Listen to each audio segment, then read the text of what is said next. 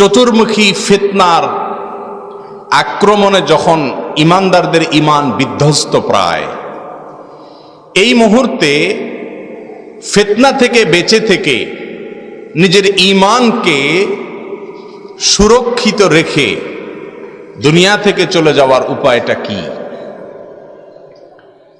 সাহাবায়ে কেরাম রিদওয়ানুল্লাহি তাআলা আলাইহিম আজমাইন, প্রিয় নবী সাল্লাল্লাহু আলাইহি সাল্লামের সুপ্রিয় সাহাবীরা, শিষ্যরা, তারা সর্বদা তাদের ঈমান নিয়ে পেরেশান থাকতেন। ফিতনার সময়কে নিয়ে তারা ভীত সন্ত্রস্ত থাকতেন। কখন কোন ফিতনায় ঈমান চলে যায়, ইসলাম থেকে দূরে সরে যান, এটা নিয়ে তাদের কোনো চিন্তার শেষ ছিল না।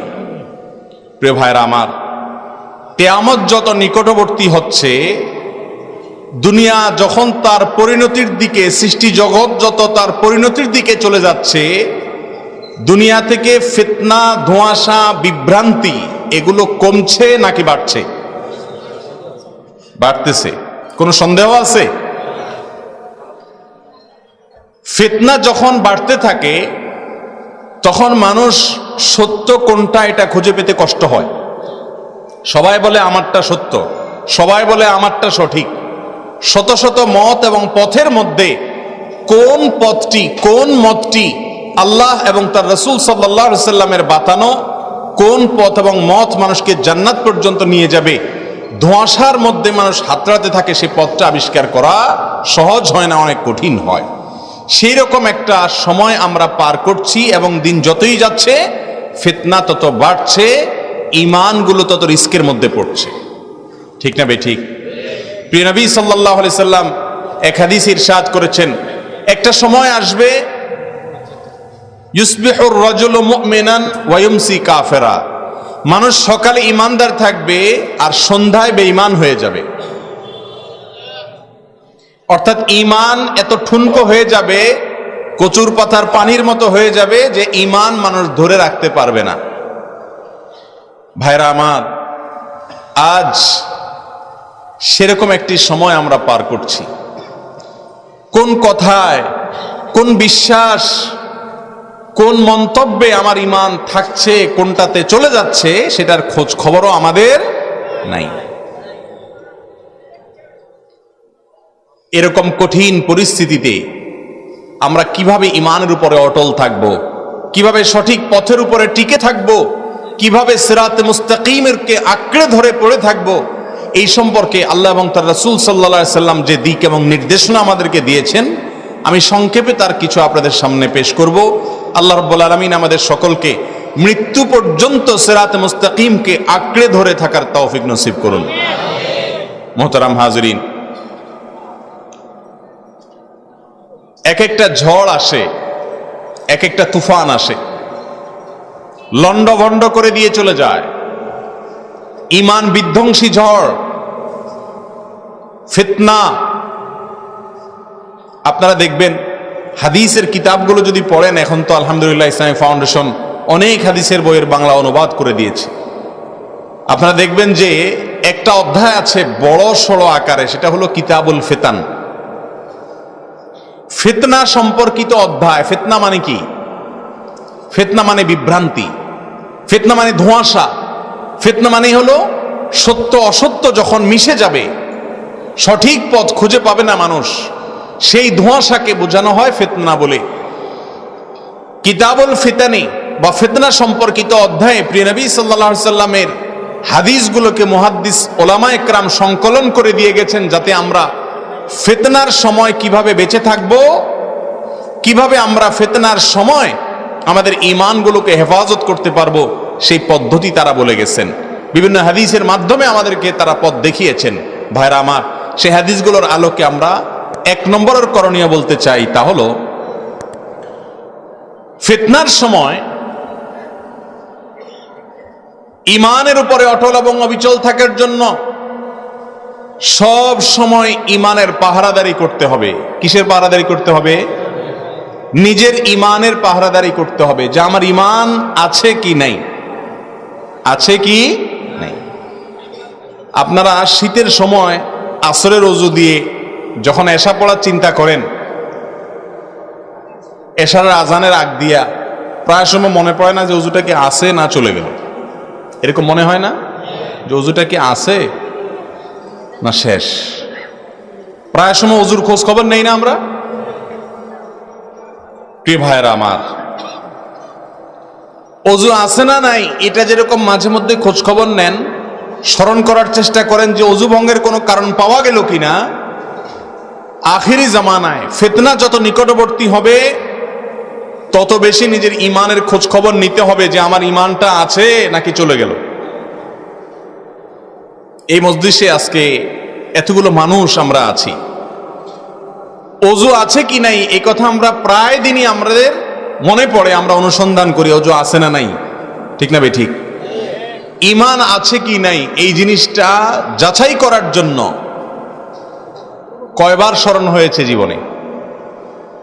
আমার কথা কি আপনারা বুঝতেছেন? ছোটবেলায় যে মক্তবে যায় আশহাদু আল্লা ইলাহা ইল্লাল্লাহ ওয়া আশহাদু আন্না মুহাম্মাদুর রাসূলুল্লাহ শিখছেন, কালিমায়ে তাইয়্যিবা কালিমায়ে শাহাদাত শিখছেন, এর মাধ্যমে মনে করছেন ইমানদার হয়ে গেছেন।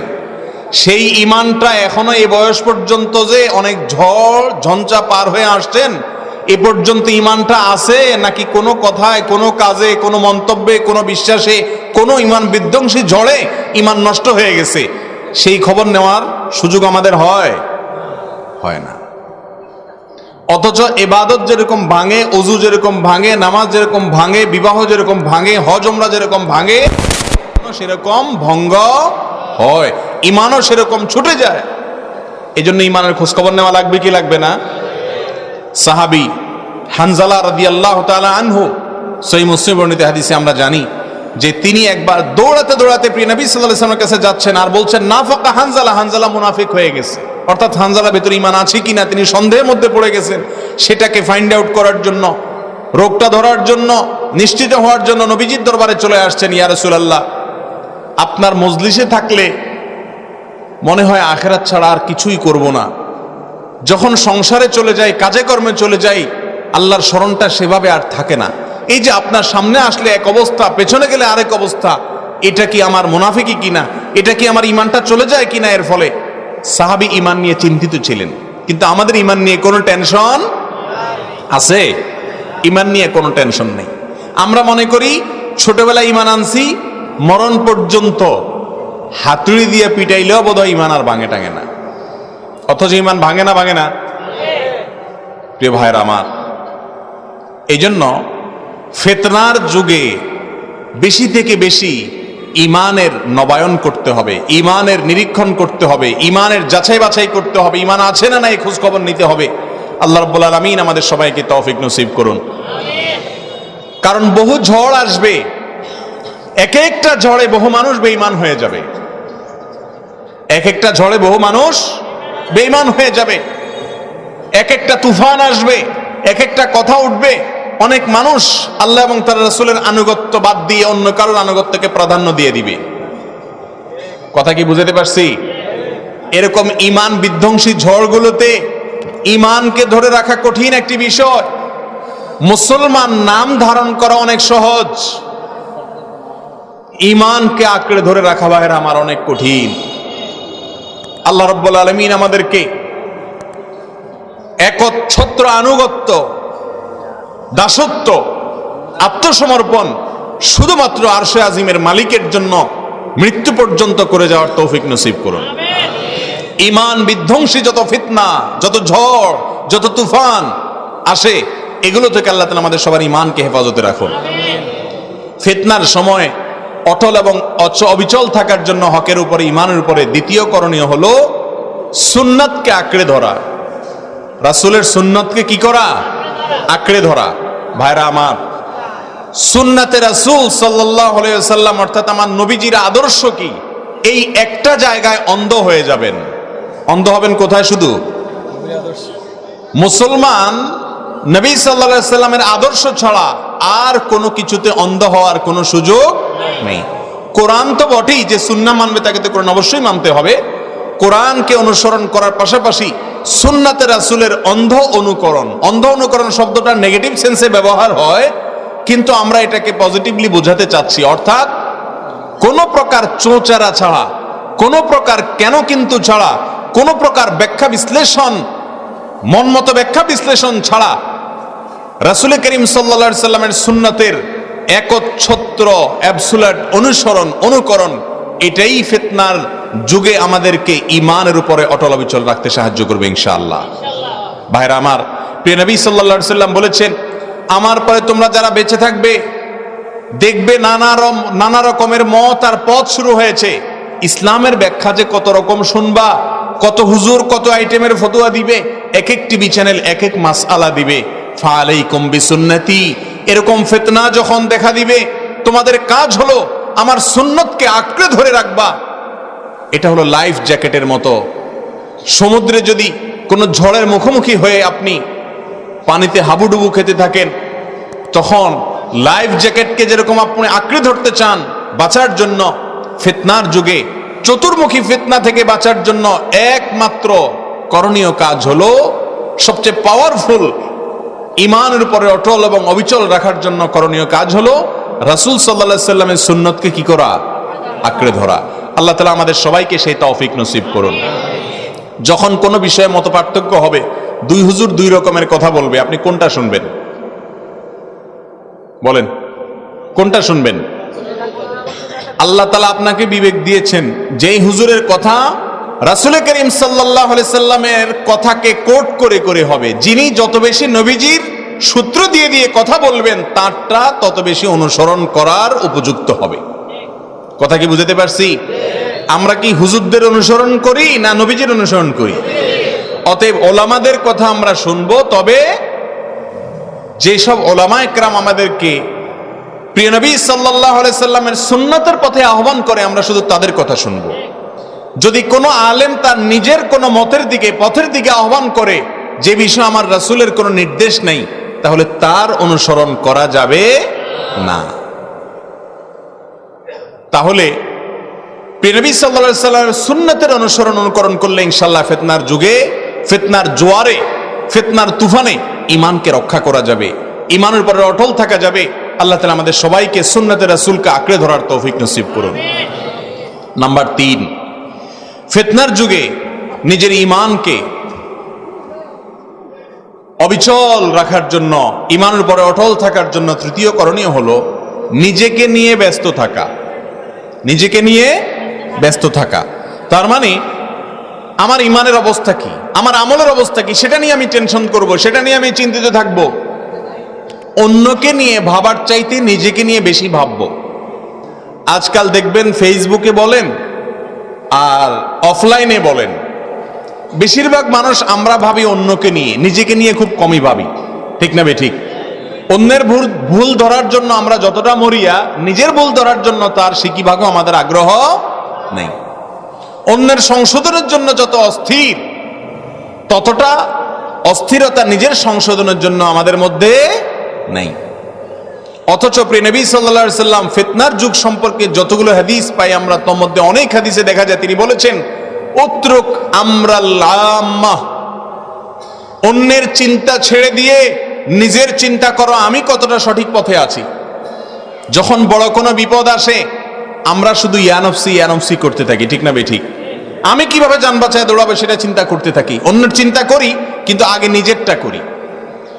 অতএব ফিতনা যত নিকটবর্তী হবে তত বেশি নিজেকে মনিটর করতে হবে, পর্যবেক্ষণ করতে হবে। আমার কথা, আমার কাজ, আমার বিশ্বাস জান্নাতের দিকে নিচ্ছে নাকি জাহান্নামের দিকে নিচ্ছে, নিজেকে নিয়ে ব্যস্ত থাকতে হবে। এর মানে এই না যে অসৎ কাজের বাধা প্রদান করা যাবে না, সেটা তো অবিচ্ছেদ্য অঙ্গ ঈমানের জন্য। অসৎ কাজের বাধা তো দিতেই হবে, কিন্তু অন্যের পেছনে লাগার চাইতে নিজের পেছনে নিজে বেশি বেশি লাগতে হবে। আল্লাহ তাআলা আমাদের সবাইকে তৌফিক দান করুন। ফিতনার যুগে ঈমানের উপরে অটল এবং অবিচল থাকবার জন্য চতুর্থ যে করণীয় কথা বলবো তা হলো দলবাজি না করা। কি না করা? দলবাজি। দলবাজি বুঝেন? ইসলামের নামে বিভিন্ন গ্রুপ আর দলে আমরা আজ বিভক্ত না? আল্লাহ রাব্বুল আলামিন কোরআনে কারীমে বলেছেন, ওয়ালা তাফাররাকু, তোমরা দলবাজি করিও না, বিভিন্ন গ্রুপে বিভক্ত হয়ে যেও না। আমাদের একটা পরিচয়, আমরা মুসলিম। এই একটা পরিচয় ধারণ করে আমরা সকলে আল্লাহর পথে থাকতে পারি, কিন্তু আমরা বিভিন্ন গ্রুপে ভাগ হয়ে গেছি। ঠিক না বেঠিক? আমাদের ভালোবাসা হওয়ার কথা আল্লাহর জন্য, শত্রুতা হওয়ার কথা আল্লাহর জন্য, এখন সেটা দলের জন্য হয়। যে যে দল করে সেই দলের লোকদের জন্য ভালোবাসা হয়, সেই দলের লোকদের কারণে বিদ্বেষ হয়। ঠিক না বে ঠিক? প্রিয় ভাইরা আমার, ফেরকাবাজি না করা, বিশেষ করে যখন মুসলমানদের দুইটা দল সংঘর্ষে লিপ্ত হবে তখন কোন দলে যুক্ত না হওয়া, এটা হলো ফিতনা, এটা হলো কি পরীক্ষা। এ সমস্ত পরীক্ষার সময় নিজেকে ব্যস্ত রাখা আমল নিয়ে কোনো দলবাজিতে না যাওয়া। আল্লাহ রাব্বুল আলামিন আমাদেরকে সেই তৌফিক নসিব করুন। এখানে একটা হাদিস আপনাদের কাছে ব্যতিক্রম মনে হবে। রাসূল আকরাম সাল্লাল্লাহু আলাইহি ওয়াসাল্লাম বলেছেন, আলাইকুম বিল জামাআত, তোমরা জামাতকে আঁকড়ে ধরবে। এই জামাতকে আঁকড়ে ধরার মানেটা কি? অনেকে মনে করেন জামাত আঁকড়ে ধরার মানে হলো একটা দল আঁকড়ে ধরা। 10টা 20টা 50টা গ্রুপ থাকবে মুসলমানদের মধ্যে, যে কোনো একটা গ্রুপের মধ্যে যুক্ত হওয়া। এটা হাদিসের ভুল ব্যাখ্যা।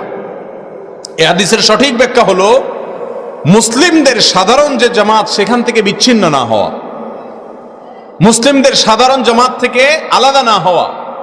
এই জন্য হাদিসের পরের অংশ শুনলে বুঝবেন এটার অর্থ, মান শাজ্জা শুজ্জা ফিন্নার, যে ব্যক্তি দল থেকে পৃথক হয়ে বিচ্ছিন্ন হয়ে যাবে তাকে জাহান্নামে বিচ্ছিন্নভাবে ফেলে দেওয়া হবে। প্রিয় ভাইরা আমার, 10টা দল করে 20টা দল করে আলাদা আলাদা দলে বিভক্ত হতে আমাদেরকে ইসলাম বলে নাই। হ্যাঁ, কাজের শৃঙ্খলার জন্য, সুবিধার জন্য আপনি সাংগঠনিক রূপ বা এই যে যুবকরা একটা সংগঠন করছে, তাদের এলাকাতে তারা কাজ করছেন, এরকম কোন সাংগঠনিক রূপ বা কোনো দলীয় রূপ দিয়ে আপনারা শৃঙ্খলা রক্ষার্থে কাজ করতে পারেন। কিন্তু মনে রাখবেন, আপনার ভালোবাসা ওই দলীয় গণ্ডির কারণে যেন না হয়। কার কারণে হবে? আল্লাহর কারণে হবে। আল্লাহ তাআলা আমাদেরকে সেই তৌফিক দান করুন। ফিতনার এই সময় ইমানের উপরে অটল এবং অবিচল থাকার জন্য, ফিতনা থেকে বাঁচার জন্য 5 নম্বর করণীয় হলো আল্লাহর কাছে আশ্রয় চাওয়া, পানাহ চাওয়া। দোয়ার মাধ্যমে, আপনারা জানেন আমাদের প্রিয় নবী সাল্লাল্লাহু আলাইহি সাল্লাম বহু দোয়াতে আল্লাহর কাছে আশ্রয় চাইতেন। আল্লাহুম্মা ইন্নী আউযু বিকা মিনাল ফিতানি মা যাহারা মিনহা ওয়া মা বাতান। আল্লাহ, প্রকাশ্য অপ্রকাশ্য যত রকমের ফিতনা আছে, ধোঁয়াশা আছে, এগুলো থেকে আপনি আমাকে হেফাজতে রাখেন। ফিতনার অন্ধকারে হকের পথ যেন আমি পেয়ে যাই, আপনি আমাকে তৌফিক দান করেন। এই জন্য তিনি ফিতনা থেকে পানাহ চাইতেন। এই দোয়াগুলো আল্লাহর কাছে বেশি বেশি করতে হবে। আল্লাহ তাআলা আমাকে, আপনাকে, আমাদের সবাইকে ফিতনার সময় ঈমানের উপরে অটল এবং অবিচল থাকার তৌফিক নসিব করুন। কিয়ামতের পূর্বে চতুর্মুখী ফিতনা আমাদেরকে আক্রমণ করছে। কত গ্রুপ, কত রকমের স্লোগান নিয়ে আসছে। হিজবুত তাওহীদ মানে তাওহীদের দল, কত চমৎকার নাম, তাই না? এরকম আরো কত নামে কত দল হয়েছে।